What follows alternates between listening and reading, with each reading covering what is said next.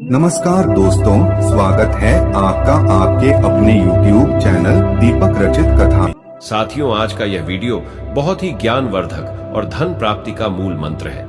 आज इस वीडियो में हम बात करेंगे आखिर औरत का वह कौन सा अंग है जिसे दबाने या चूसने से अचानक अपार धन की प्राप्ति होती है।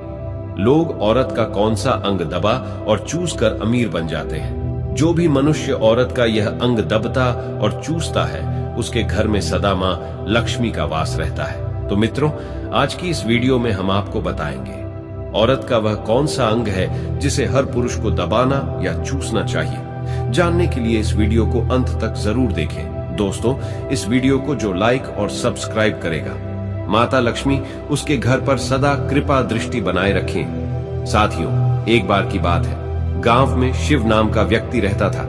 वह अपनी पत्नी से बहुत ज्यादा परेशान था क्योंकि उसकी पत्नी बार बार उसे ताना मारा करती थी। एक तो घर में खाना नहीं, ऊपर से पत्नी का ताना। वह बहुत परेशान हो गया। उसे समझ नहीं आ रहा था, मैं क्या करूं।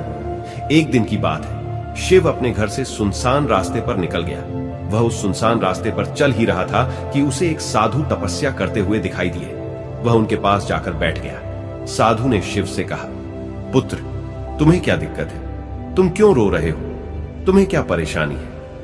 तब शिव ने साधु महाराज से कहा, हे महाराज, मेरी एक पत्नी है जो कि मुझे रोजाना ताना मारती है। कितना भी कुछ कर लूं लेकिन धन कमा ही नहीं पाता।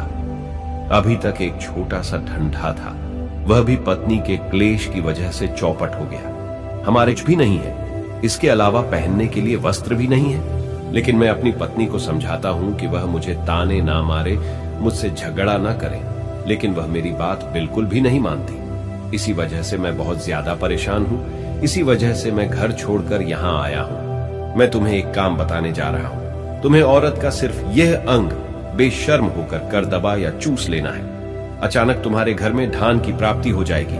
तुम देखते ही देखते अमीर बन जाओगे। साधु जी कहते हैं, जो भी पुरुष औरतों के यह अंग दबाता या चूसता है उसके घर में कभी भी धन की कमी नहीं रहती। वह जो भी व्यापार करता है उसमें हमेशा तरक्की होती है।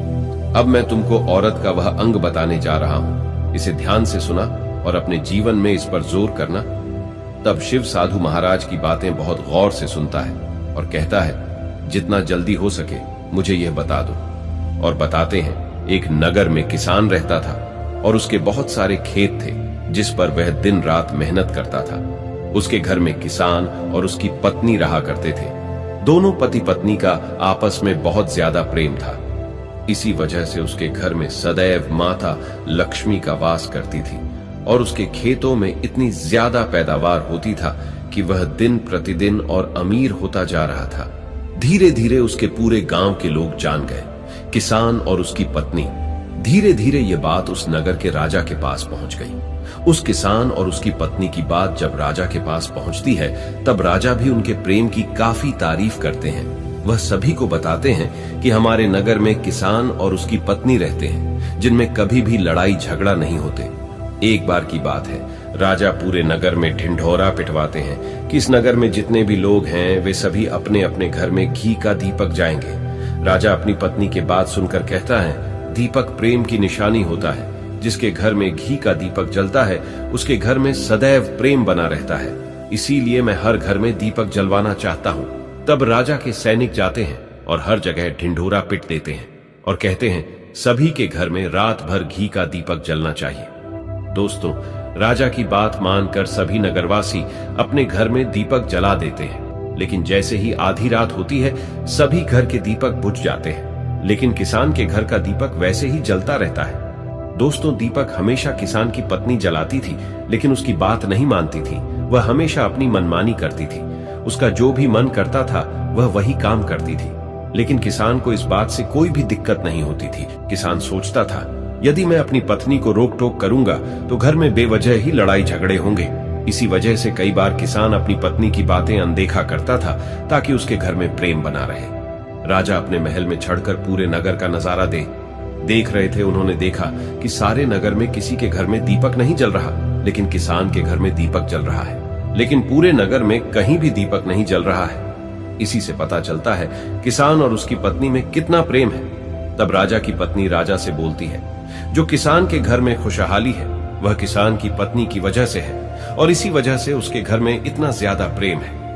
दोस्तों, राजा कहता है किसान समझदार है और रानी कहती है किसान की पत्नी समझदार है। दोस्तों, इसी बात को लेकर राजा रानी के बीच काफी झगड़ा हुआ। इसके बाद रानी ने गुस्से में राजा की दाढ़ी उखाड़ दी और राजा ने रानी को उठाकर पटक दिया। इसके बाद राजा कहता है, हम लोगों को झगड़ा करने की जरूरत नहीं है, क्यों ना हम किसान और उसकी पत्नी की परीक्षा ले, और दोनों की परीक्षा लेने के लिए तैयार हो गए। तब राजा अपने महल में जाता और एक पुरुष सैनिक को बुलाता है और बोलता है कि तुम किसान के पास जाओ और जो प्रश्न मैं तुमसे बोल रहा हूं वह तुम किसान को बोल देना। वह सैनिक राजा की बात सुनकर किसान के पास जाता है। उस समय किसान की पत्नी खेत गई हुई थी, लेकिन किसान की कुछ तबीयत ठीक नहीं थी, इस वजह से वह खेतों पर नहीं गया था।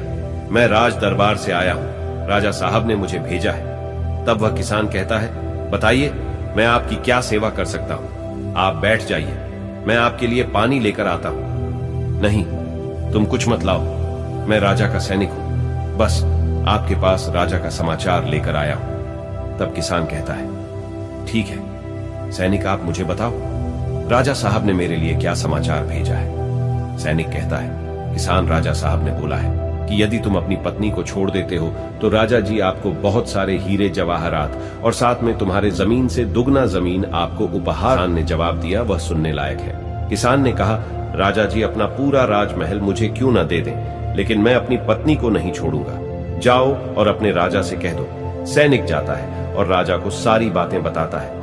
इस समय रानी वहां पर सारी बातें सुन रही थी। सुनने के बाद रानी ने कहा, आपने किसान की तो परीक्षा ले ली, लेकिन किसान की पत्नी की परीक्षा नहीं ली है। इसके बाद रानी ने कहा, अब मैं भी किसान की पत्नी की परीक्षा लेना चाहती हूं। जब दोनों की परीक्षा हो जाएगी तब पता चलेगा कि कौन समझदार है। रानी ने सैनिक को सारी बात बताई। सैनिक किसान के घर जाता है और उसके घर में आवाज लगता है तो उसके घर में किसान की पत्नी निकाल कर आती है और कहती है, बताओ क्या हुआ, क्यों? तो सैनिक ने कहा, राजमहल से आया हूं, मुझे रानी ने भेजा है। किसान की पत्नी ने कहा, बताओ किस लिए आए हो? रानी ने बोला है, यदि तुम अपने पति किसान को मार देती हो तो बहुत सारे हीरे जवाहरात रानी आपको देंगी और साथ में राजमहल का आधा हिस्सा भी आपको देंगे। यह बात सुनकर किसान की पत्नी तैयार हो जाती है और कहती है, ठीक है, यदि मुझे इतना कुछ रानी साहिबा देगी तो मुझे मंजूर है, मैं अपने पति को मार दूंगी। तब सैनिक पूछता है कि रानी को कैसे पता चलेगा कि आपने अपने पति को मार दिया है?